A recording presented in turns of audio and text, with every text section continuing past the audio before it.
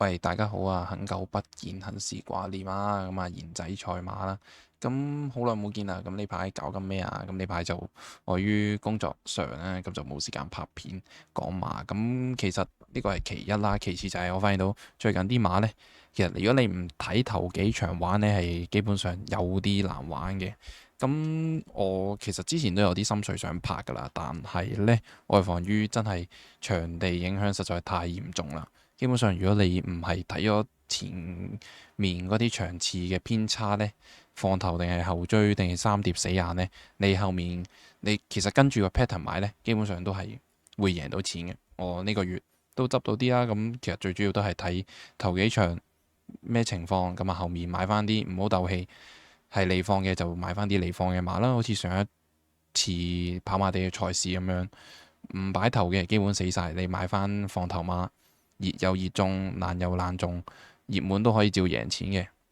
咁 anyway 啦，翻到嚟講，聽日4月15號嘅賽馬咁啊，有啲晏啊，因為啱啱先收工咁啊，跑咗隻馬嘅咁啊，分享俾大家。咁就揀咗呢場第9場3班1200米嘅賽事。咁我中意呢一隻馬呢，就係告東尼馬房配上中翼禮嘅嘉應用將。咁點解我會中意呢隻馬呢？咁可以先講講優點先啦。咁呢，佢初初喺外地跑嘅時候呢，咁啊贏咗個1600米嘅比賽啦。咁所以告東尼一翻到嚟嘅時候呢，安排跑1600米都明白嘅。但係呢隻馬呢，感覺嚟到香港嗰個適應呢個1600米好似未到喎。係啦，咁啊有好幾次咁啊頭嗰2次跑呢都放頭翻嚟，但係就臨尾就捱唔到個去勢，咁啊斷咗。可以快速睇一睇佢外地贏嗰個賽事啊，咁啊都係放頭㗎啦，係啦，都係呢度俾佢走順咗啦，咁啊帶咗個羊毛面箍咁俾佢走順咗，就越放越甩，咁啊一放到底，咁啊甩開到6、7個馬位贏馬。咁呢隻馬呢，最主要就係俾佢跑得順，俾佢放頭，咁就有優勢嘅。同埋呢隻馬呢，我中意佢一個點就係、佢基本上係唔會慢閘，佢個閘呢係非常之快，非常之 sharp 醒㗎。咁可以睇一睇佢561場次，咁啊同極上沙龍呢閘跑喎。你一出閘嘅時候，哇，快過出邊嗰隻極上沙龍，咁就擺咗前啦。但係就留住咁啊，俾開心三寶同埋極上沙龍都跑同埋放頭翻嚟。咁啊，可以睇埋佢末段嗰個餘勢啦。咁佢外地贏1600米呢，咁啊都有少少氣量嘅。咁啊嚟到最後300米嘅時候呢，都係威係勢啊。但係前面嗰隻嘅上沙龍真係超班馬。咁啊內欄嗰隻新力 X 呢，都追翻上嚟。咁啊臨尾咁啊就係輸咗俾一身好彩冚過，最尾都捱到翻嚟跑過。仲有隻神池都冚過咗。臨尾就捱到翻嚟跑咗個第6啦。咁啊呢扎馬呢，1400米3班嚟講都算勁，我覺得頭個1、2、3、4名馬都算勁。咁啊呢次我跑咗第6都唔差。咁啊可以再睇埋佢525，係嘛，好快咁睇一睇佢呢一課集都係一樣。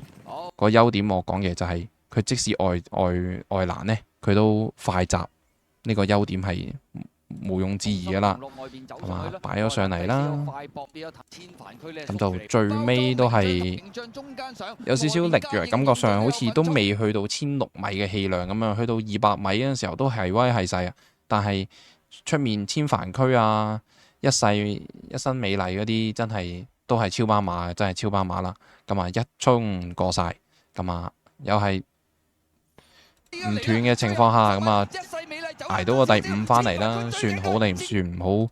咁就今次縮程嚟翻跑1200米，咁啊轉場跑呢個跑馬地，咁啊有冇問題呢？可以睇一睇嘅喎。之前呢，佢一翻到嚟嘅時候呢，係中翼禮一直摸住嚟操噶，一直中翼禮幫手操噶，全部閘啊都係中翼禮試嘅喎。咁呢，但係落手就俾咗蔡明少啦。咁啊，點知蔡明少跑得唔好，咁啊都係俾翻中翼禮操。咁啊，中翼禮跑過一次1650嘅。再睇一睇啦，呢隻馬優點一句快閘，擺到上前都價，但係好似真係1600米氣量暫時未到啊呢隻馬。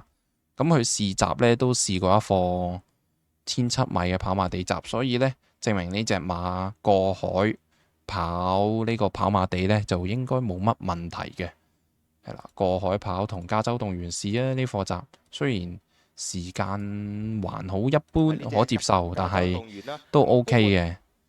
係啦，咁啊試一個1700米閘，領頭一對告東尼，最尾一對告東尼馬，咁啊翻咗嚟。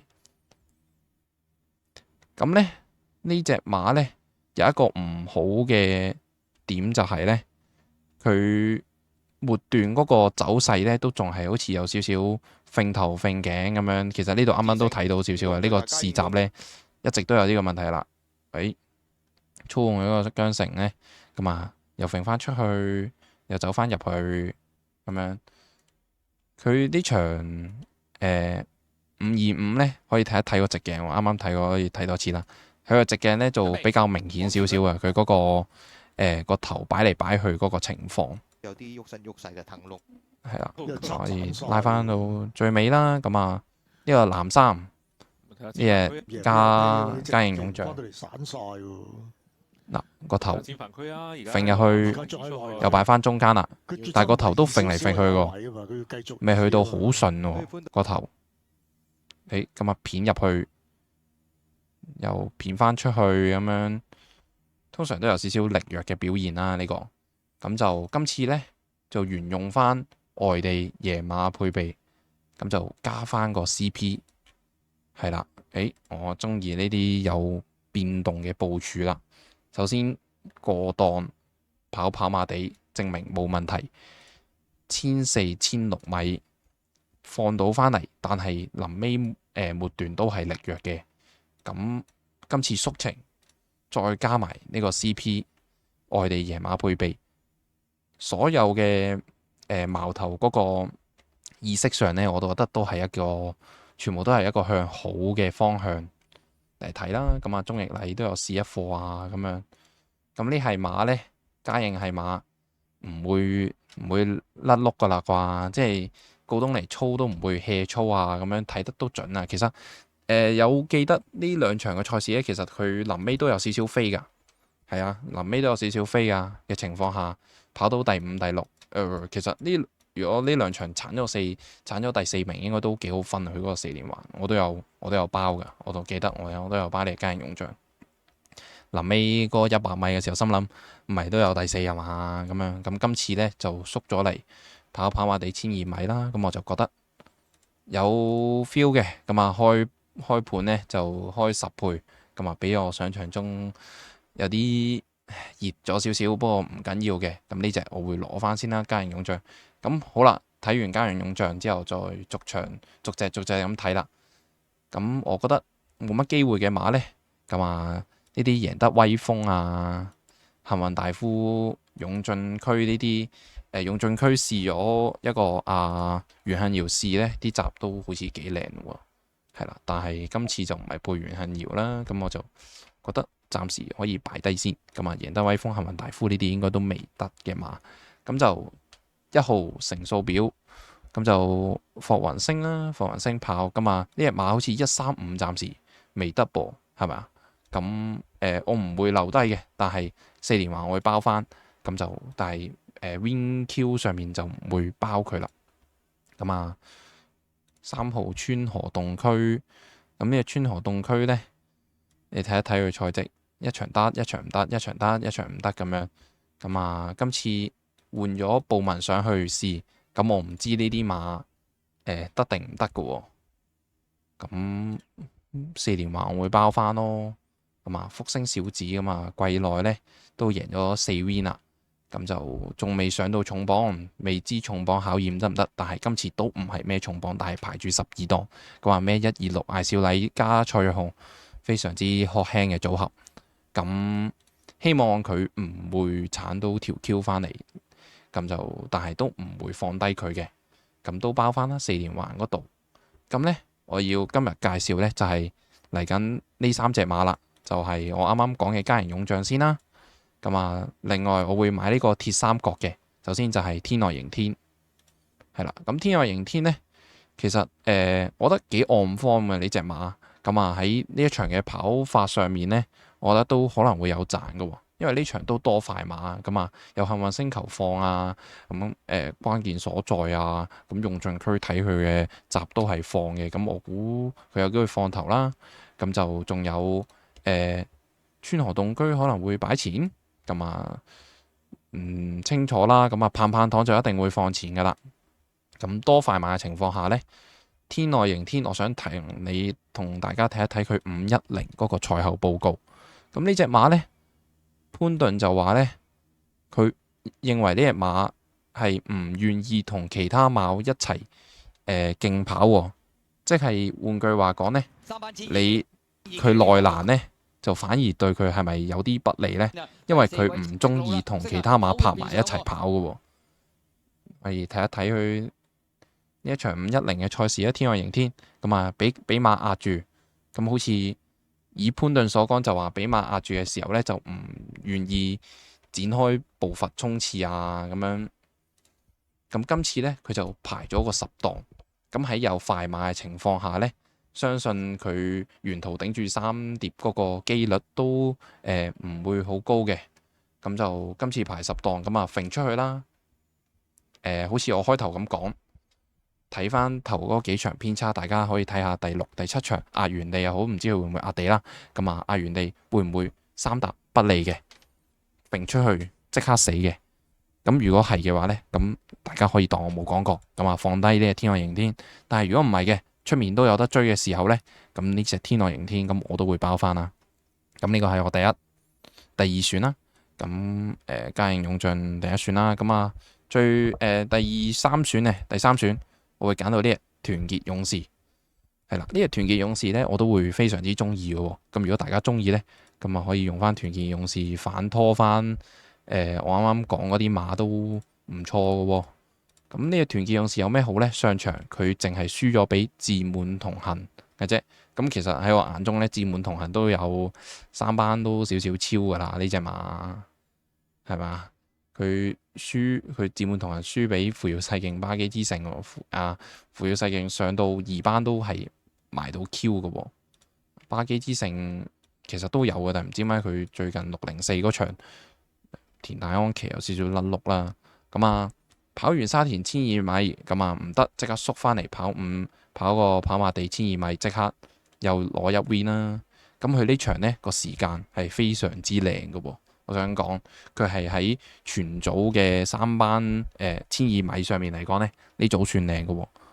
佢頭馬跑0849，佢自己做到0874。睇翻再上一場2班1200米個時間都冇佢冇佢第8場3班1200米咁靚喎，證明咗團結勇士可能喺呢一場上面嚟講都係。做到呢個時間唔簡單咯。你睇下4班1200米跑0953嘅，2班1200米都淨係跑0876，但係佢哋做到0874，自滿同行做到0849，淨係輸俾自滿同行。咁啊，佢做到2班時間嘅時候放翻落嚟呢度3班1200米呢個賠率，我覺得臨場應該冇噶啦。咁就我會首先係揀7-9咯。係啊，喺跑法上面，團結勇士都唔會太過輸蝕啦。咁就孭住個121磅7檔，咁啊前面多快馬，咁啊拉開嘅時候呢，咁就佢都唔會俾人頂住啊咁樣，咁都有前速嘅馬，咁啊末段爆發力都唔差嘅。咁呢隻團結勇士嘉應勇將，咁我就心水呢，就會揀7號嘉應勇將行先，咁啊。搭團結勇士，咁就諗埋天外迎天啦。咁啊，最主要就係睇臨場狀況，大家記得睇臨場狀況啱唔啱跑咁樣。咁點解呢？我會揀呢場做呢個心水分享呢？因為我覺得棒棒堂呢係有得攻擊嘅。呢隻馬呢，有少少神經刀啦。其實佢贏到呢2 win 呢，其實馬房都有少少搏下嘅，都話呢隻馬覺得佢想跑嘅時候就會有勢好勁咁啊，贏埋贏到細水長流噶嘛，係咪先？但係佢唔想跑嘅時候呢，佢可以後面唔跑俾你睇嘅都得噶喎。咁佢換個莫雷拉上去就2.9倍，係三班初試三班嘅時候大熱門，咁我覺得呢個點係值得攻擊咯。唔會因為你換咗莫雷拉上去跑，我就會熱門，我就會怕你噶嘛，唔怕你嘅時候，咁我覺得可以攻擊咯。莫雷拉上次尾場嗰個三軍用將都係一面大熱門噶，但係有時候你嗰日唔啱跑法就係唔啱跑法噶啦，咁就係多得佢甩咗，估唔到4連環都有17,000分，真係誇張。